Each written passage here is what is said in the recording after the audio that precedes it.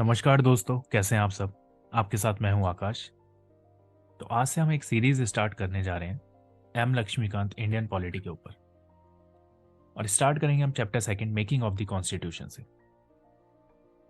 इस वीडियो में हम देखेंगे कि कहाँ से हमारी स्टार्टिंग हुई कॉन्स्टिट्यूएंट असेंबली को बनाने की, जिससे कि हम अपने कॉन्स्टिट्यूशन को फ्रेम कर सकें।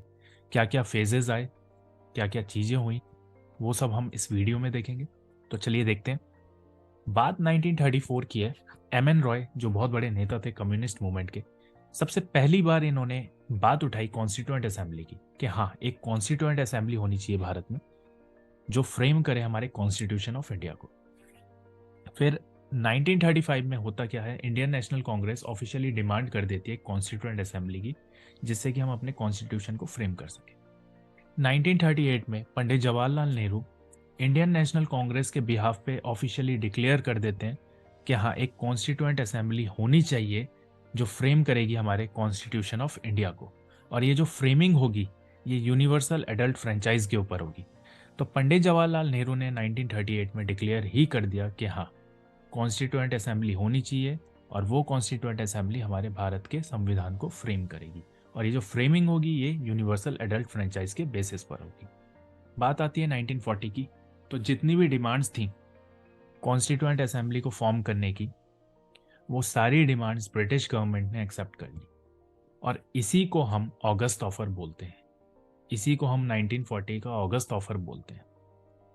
1942 में एक शख्स आते हैं भारत में ब्रिटिश गवर्नमेंट की तरफ से, और इन शख्स का नाम होता है सर स्टैफोर्ड क्रिप्स। और ये एक ड्राफ्ट प्रपोजल के साथ में आते हैं।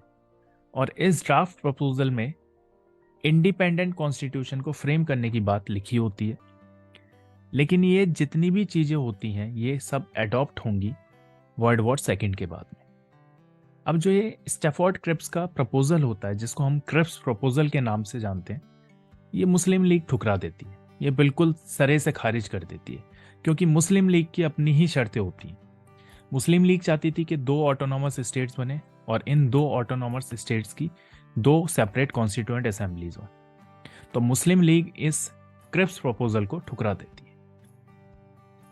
मार्च 1946 में कैबिनेट मिशन भारत में आता है और इस कैबिनेट मिशन के 3 मेंबर्स होते हैं, lord Pethick Lawrence, sir Stafford Cripps. तो सर स्टैफोर्ड क्रिप्स तो पहले ही भारत में आ जाते हैं सन 1942 में अपने क्रिप्स प्रपोजल्स के साथ में। और उन क्रिप्स प्रपोजल को किसने ठुकराया था? उन क्रिप्स प्रपोजल को मुस्लिम लीग ने ठुकराया था, क्योंकि मुस्लिम लीग चाहती थी कि 2 ऑटोनॉमस स्टेट्स हों और उन 2 ऑटोनॉमस स्टेट्स की अपनी अपनी कॉन्स्टिट्यूएंट असेंबलीज हों। तो ये शख्स पहले ही भारत में आ चुके थे। और तीसरे मेंबर होते हैं एवी अलेक्जेंडर। तो कैबिनेट मिशन अपने प्लान को पब्लिश करती है मई 1946 में, और साथ ही साथ कैबिनेट मिशन सरे से खारिज कर देती है जो भी शर्तें होती हैं मुस्लिम लीग की।